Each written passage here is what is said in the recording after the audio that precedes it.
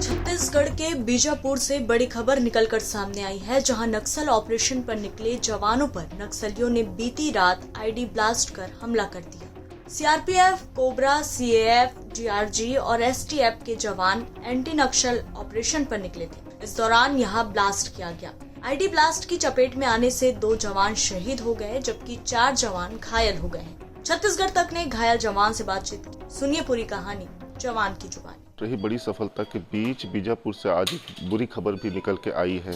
Operation से लौट रहे एसटीएफ और एक जॉइंट पार्टी पर नक्सलियों ने आईडी ब्लास्ट किया, जिसमें 2 जवान शहीद हो गए बल्कि 4 जवान घायल भी हो गए, जिनका उपचार इस समय जिला चिकित्सालय में चल रहा है। पूरी घटनाक्रम की जानकारी इस वक्त हमारे साथ देने के लिए मौजूद हमारे साथ एक घायल जवान भी मौजूद है। सीधे उनसे बात करते हैं। सर, आपका नाम बताएंगे? पुरुषोत्तम नाम है सर। किस में है आप? एसटीएफ में। अच्छा, तो पूरा घटनाक्रम कैसा था? थोड़ा घटनाक्रम तो वापसी में हुआ जी। होप से तो 16 को चल रहा था, 16 तारीख से। हाँ।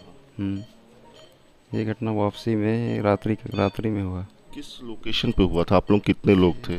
तर्रेम से मुश्किल से 3.5-4 किलोमीटर के अंतराल में। तो क्या कैंप के पास पहुंच गए थे क्या आप लोग? हाँ, 4.5 किलोमीटर, ज़्यादा दूरी नहीं है वहाँ से। अच्छा। थाना तर्रेम से। हाँ। ये आईडी कमांड था? अब अपना तो आइडिया नहीं है, लेकिन कमांडे टाइप से लगा वो। आपके मतलब साथी कैसे जद में आ गए? जद में क्योंकि वो और तो नदी नाला भर गया, तो जाने का रूट भी उतना नहीं है, तो वैसे हाँ तो डाल रहे थे लग रहा है। नहीं तो नदी नाले, तो आप लोग किस रूट से आ रहे थे? हम लोग जंगल के किनारे किनारे ही आ रहे थे। अच्छा। ये कितने दिनों का कुल मिला का ऑपरेशन रहा? ऑपरेशन 2 दिन का था। तो अंधेरे के दौरान ही, जब अंधेरा हो गया? हाँ, अंधेरा हो गया था। अच्छा। फिर उसके बाद बैकअप कैसा मिला होगा आप लोगों को? बैकअप खुद ही को करते सपोर्ट करते हुए निकाले। अच्छा। तो आपको चोट कहाँ लगी? चोट तो ये घुटना में है, घुटने में और हाथ में। ये आपके पूरे साथी भी पूरे एसटीएफ की? हाँ, एसटीएफ के हैं पूरे। जी। अभी ठीक है आप? हाँ, ठीक है, चल रहा है इलाज। जी। ठीक है। तो क्या नाम बताया था आपने? पुरुषोत्तम नाम। एसटीएफ से? हाँ, प्रधान आरक्षक। और आपके साथ जो अन्य साथी हैं? वो सब आरक्षक हैं। हाँ। राजा, तो ये थे प्रधान आरक्षक पुरुषोत्तम, जो घायल है इस समय, लेकिन छत्तीसगढ़ तक से जो बात कर रहे थे और जो बता रहे थे कि एक घटना किस तरह से हुई, किस तरह से आईडी ब्लास्ट की जद में जवान आए कि 2 साथी शहीद हो गए और 4 जो अन्य जवान हैं वो घायल हो गए। फिलहाल हालांकि एक बड़ा ऑपरेशन इस इलाके में लॉन्च किया गया था। इंटर डिस्ट्रिक्ट ये ऑपरेशन था कि बीजापुर, दंतेवाड़ा और सुकमा के जो जवान थे, एसटीएफ, सीआरपीएफ, कोबरा के जो जवानों को तर्रेम थाना जो इलाका है, जो जगरगुंडा की, जहाँ से मतलब बीजापुर की और सुकमा की सरहद भी लगती है, उस इलाके में जवानों को उतारा गया था। निश्चित तौर पर जो आईजी दफ्तर से जो हमें जानकारी दी गई है, उसमें एक बड़े नक्सलियों की मौजूदगी और प्लाटून की जो मौजूदगी थी, उसकी सूचना पर ही एक बड़ा ऑपरेशन प्लान किया गया था। कहीं न कहीं नक्सलियों की एक बड़ी संख्या, एक बड़ी जमघट की जो सूचना पुलिस को थी, एक पुख्ता जानकारी थी, उसी आधार पे ऑपरेशन 2 दिन पहले लॉन्च किया गया था। हालांकि जवान जब सर्चिंग पूरी कर चुके थे और लौट रहे थे, इसी दौरान ये इस घटना का वे शिकार हुए। लेकिन जो घायल जवानों से हमने बात की तो उनका ये कहना है कि नक्सल इस तरह की छिटपुट अगर घटना करते हैं, शहादत भी होती है उनके साथियों की, तो भी इसकी परवाह नहीं। बस्तर में इस समय जो नक्सलियों के खिलाफ जो अभियान है, वो आने वाले दिनों में और तेज होगा। जवानों का जो मनोबल है वो भी ऊंचा है।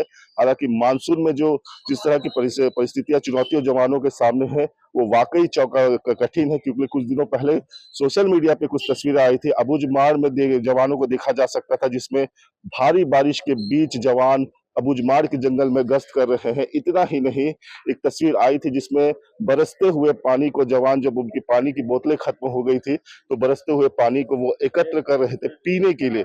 तो ऐसे हालात में बस्तर में नक्सलियों के खिलाफ अभियान जारी है। जवानों का जो मोरल है, जो उनका आत्मविश्वास है, वो ऊंचा है। और इन घटना के बाद भी जो घायल जवान, वो नक्सलियों के खिलाफ हर मोर्चे पर आगे भी डटे रहने की बात कह रहे हैं। हालांकि ये एक क्षति जरूर है, लेकिन इसके बाद भी बस्तर में जो नक्सलियों के खिलाफ एक निर्णायक लड़ाई चल रही है, उस लड़ाई के में हर कोई, हर जवान तत्पर है और नक्सलियों को के खिलाफ इस घटना का मुंह तोड़ जवाब देने की भी बात कह रहे हैं। इस वक्त जिला चिकित्सालय से पी रंजन दास, बीजापुर एसपी ने इस पूरे घटनाक्रम को लेकर क्या जानकारी दी, यह भी सुनिए। 3 जिलों की संयुक्त अभियान थी, सुकमा, बीजापुर, दंतेवाड़ा की। और ये सुकमा बीजापुर बॉर्डर पे जो मंडी मरका है उस जंगलों में एक आईडी ब्लास्ट हुआ, जिसमें 2 एसटीएफ के जवान शहीद हो गए हैं और 4 जवान घायल हैं।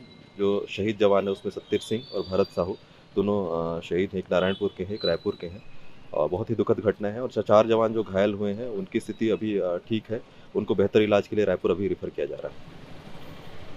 सर, ये कितना बड़ा ऑपरेशन था कि 3 जवानों 3 डिस्ट्रिक्ट के जवानों को इन्वॉल्व किया गया था, कितनी बड़ी इंफॉर्मेशन थी इस इलाके में? देखिए, अभी ये डिस्क्लोज कर पाना मेरे लिए संभव नहीं है, क्योंकि ऑपरेशनल डिटेल है। मैं बाद में इसकी विस्तृत जानकारी दी जाएगी। बट ये हमें अच्छी सूचना थी कि वेस्ट बस्तर डिवीज़न के लोग वहाँ उपस्थित हैं, जिस पर से ऑपरेशन लॉन्च किया गया था। सर, पहले की तरह जवान लौटते थे और एम्बुश किया जाता था। इस बार घटना में आपको कुछ देखने मिला, आईडी ब्लास्ट कर रहे थे। वास्तव में नक्सली अब पूरी तरह से पीछे हट गए, ऐसा लग रहा था। देखिए, ये तो उनका टैक्टिक्स है। गुरिल्ला वारफेयर में जब वो लड़ाई नहीं कर पाते हैं तो ये आईडी का सहारा ज़्यादा लेते हैं। तो जिस हिसाब से पिछले कई महीनों से देखने को मिला है आपको कि आईडी के ब्लास्ट ज़्यादा हो रहे हैं, जवानों को ज़्यादा टारगेट किया जा रहा है आईडी के द्वारा, तो ये उनकी एक टैक्टिक्स है जिसमें ये आईडी ब्लास्ट कर रहे हैं। बता दें, बीजापुर में मौसम खराब होने के कारण हेलीकॉप्टर उड़ान नहीं भर पा रही, जिसके चलते घायल जवानों को सड़क के रास्ते जगदलपुर लाया जा रहा है। घायल जवानों के बेहतर उपचार के लिए मेडिकल कॉलेज जगदलपुर में व्यवस्थाएं की गई हैं। वहीं शहीद जवानों को जगदलपुर के संभाग मुख्यालय में गार्ड ऑफ ऑनर दिया जाएगा। बीजापुर से रंजन दास और जगदलपुर से धर्मेंद्र महापात्र की रिपोर्ट, छत्तीसगढ़ तक।